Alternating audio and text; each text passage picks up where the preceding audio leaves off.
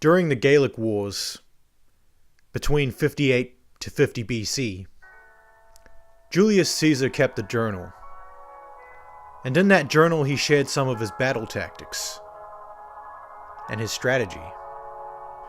In Caesar's commentaries, he recalls an instance where the Gallic army that he was following was attempting to cross a river. Caesar waited until at least 2/3 of the army was across the river. Then he attacked the rear.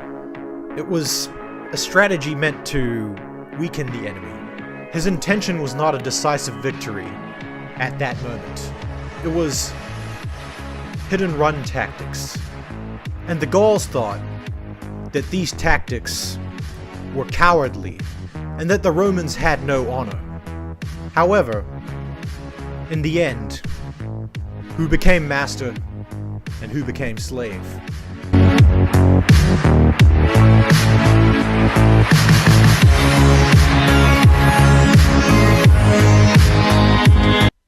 So if you've seen some of my other videos, you'll know that I don't believe in fairy tales. I'm sorry, but facts don't care about your feelings. I also don't believe that anyone is any more special than anyone else. Don't ever let somebody tell you you can't do something. But it's not that simple, is it? I mean, it's easy to talk a big game at the beginning, but after you've had your head handed to you, and you've tasted that bittersweet taste of defeat, I am useless, feckless, hollowed out by failed ambitions, by failed loves. your outlook on life can become a little bit different. Nothing good can ever come of my life now. And this is when it's time to start getting a little aggressive. Actually, scrap that. It's time to get very aggressive.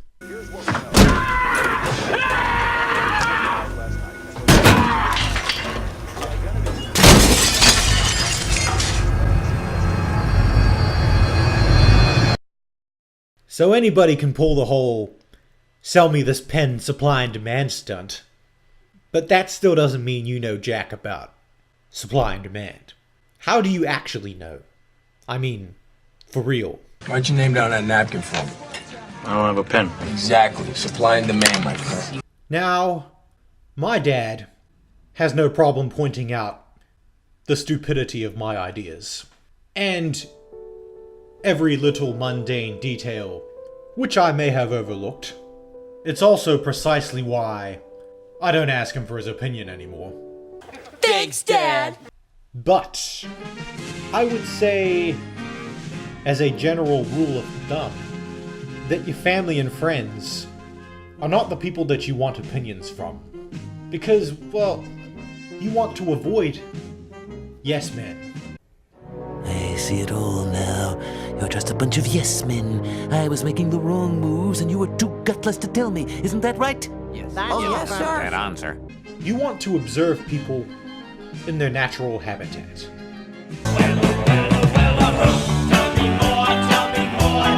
So first off, this isn't fishing. You don't go from place to place or from business to business just trying your luck and seeing how it goes. After years of disappointment with get-rich-quick schemes, I know I'm gonna get rich with this scheme. The right way to go about it is to make an educated guess based upon actual facts and evidence. Tell me more, tell me more. Things such as population growth and the demographics, search results on Google AdWords, the amount of competition you have, if any at all. All of these things can be telltale signs of demand. But you know what? That ain't good enough. I don't throw darts at a board. I bet on sure things. Information is valuable, and there ain't no entrepreneur's rulebook. Just don't get sued. Look, a guy who builds a nice chair doesn't owe money to everyone who ever has built a chair. Pretend you're a customer. Call them up and say you want to invest. Say you want to buy the place. Say whatever you want. Cut their lunch. As Bruce Lee said, adapt what is useful, reject what is useless, and add what is specifically your own. It's like Picasso said, good artists copy, great artists steal. Who says you need permission to know things? Do what you gotta do. You either win or you lose. I'm going to do everything in my power to become a victor and not a victim. Winners win and losers lose. There is no guessing in competition. And even if you innovate, someone else is guaranteed to imitate. There's no escaping competition. So embrace it.